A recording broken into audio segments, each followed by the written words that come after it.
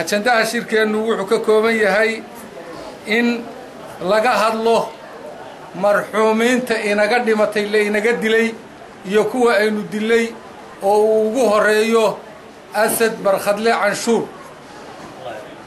ilaahay ha u naxariisto oo caawa gurigiisa aan fadhino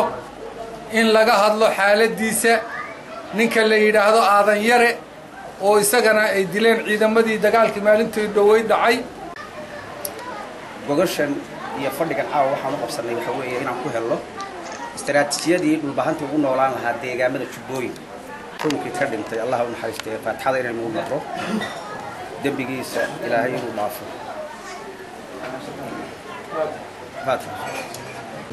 lacagtaas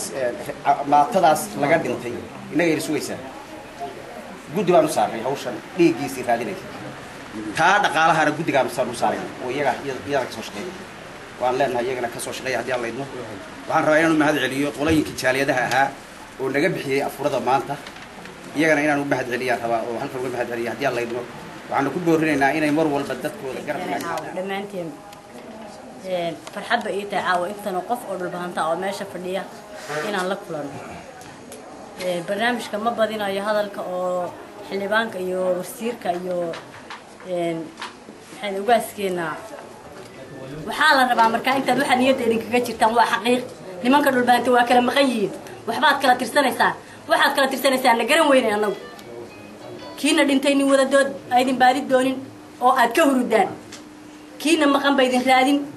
dadka aad wax u geysateen baydin si caadi uga garbixin 16 beri miya mise waa bil inta aad maqan yahay laba isu timanaysa male waa la imanaa waa la kala dhumanaa waa la imanaa waa la kala dhumanaa maxaad markaa ugu dhinteen kiina lacag kale waa lala bixi oo kiina ciidanka waa lala bixi oo kiina aqoonyahanka waa lala bixi oo siyaasiga waa lala bixi saasaad naftiin ku noqonaysaa waxaad samaysaan inta isku tashataan oo aqli saliima keentaan oo ilaahay ka baqdaan haddaad tashataan kuwa way wada talinaysaa cidlo ma aanu dhigina waanu daba taagana insha Allah waa ka mira dhalinayna waa ka bax koobaad ka hadlaya waxa weeye ninkii dhintay asalaha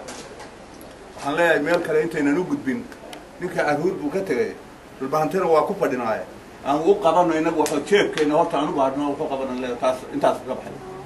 waxay kalena aan raadin taas waa mid aruurtii dusheena ku baqteen jeebkeena aan gacanta u gelin oo baadno